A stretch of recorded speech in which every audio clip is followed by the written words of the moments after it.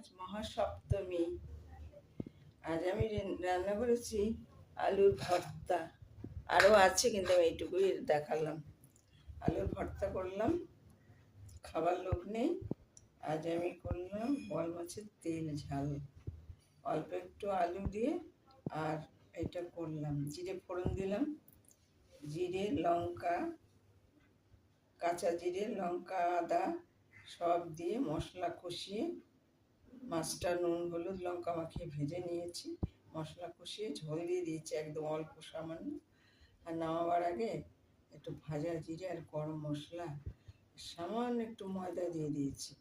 ঝোলটা একদম কাইকেই হয়ে গেছে, শুধু তেলটাই দেখা যাচ্ছে, তেল ঝাল। আর একটু বেশি করে গরম মশলা দিয়েছি, তা নাহলে ভালো লাগবে না। ভালো লাগলে লাইক করুন, শেয়ার করুন, আমার পাশে একটু থাকুন।